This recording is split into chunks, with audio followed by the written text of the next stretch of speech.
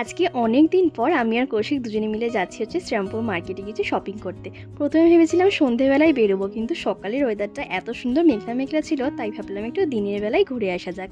আর জানো তো, আমি মার্কেটে আসলে কিছু না নেওয়া পর্যন্ত আমার মনটা যেন ঠিক ভালোই লাগে না। আর আজকে খুব সুন্দর সুন্দর ড্রেসের কালেকশন ছিল, বিশেষ করে এই হাফ শার্টগুলো আমার তো খুবই ভালো লাগছিল। তো দুটো শার্ট আমি ট্রায়াল করেছিলাম, যার মধ্যে সেকেন্ডেরটা আমার খুবই পছন্দ হয়েছিল।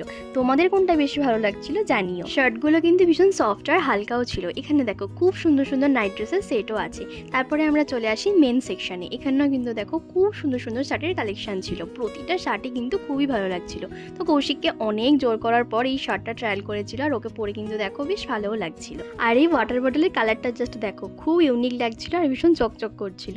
যাই হোক, তারপরে আমরা ওখান থেকে চলে এসেছিলাম গঙ্গার ঘাটে। অনেকক্ষণ সময় আমরা দুজনে ওখানেই কাটিয়েছিলাম, আর খুব সুন্দর একটা হাওয়া দিচ্ছিল। চারিদিকটা এত শান্তি ছিল, বেশ ভালো লাগছিল।